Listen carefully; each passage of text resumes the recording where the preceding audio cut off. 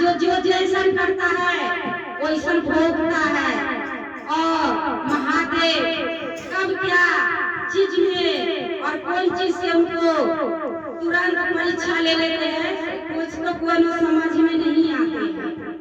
जब समझ में नहीं आते हैं तो जब आदमी का माथा नहीं काम करते तो क्या कहेंगे, बोले तो कुछ बोले तो कुछ।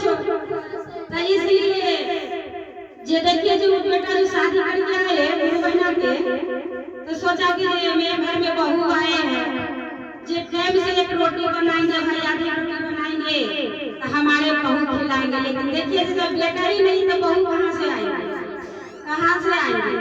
तो इसलिए जब बेटा जो शादी करके आए तो उस दिन के बाद से देखिए जे माँ को देखते थे, जे माँ को बहुत मन में आस लगाए थे मेरे बेटा बहुत खुश रहे, और महादेव के दया से हमारे में कमी कोई चीज नहीं है, और महादेव के दया से बेटा के नौकरी भी लग गए हैं, और घर में दोनों सास बहू रहेंगे तो कितने खाएंगे। तो बहुत मन में आस लगा कर उनको शिष्या बहन बैठे थे और बहुत सपना भी सजाए थे।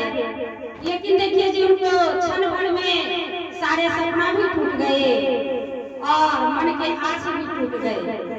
तो इसी पर एक भजन है, गुरु बहना ध्यान से सुनिएगा, अगर आपको समझ में आएगा तो जरूर लाइक कीजिएगा, आप सब्सक्राइब जरूर कीजिएगा, कमेंट में जरूर लिखिएगा हर हर महादेव। लेकिन नसीब के लिखल गुरु बहना कोई नहीं बैठते हैं, इसलिए कहते हैं कि महादेव के गुणगान कीजिए और महादेव के चरण में जाइए, वो तो देवों में देव महादेव है। तो इसी में एक भजन सुनिएगा प्यारे सा, गुरु बहना आपको जरूर आइएगा, समझ में आएंगे हमारे भाई।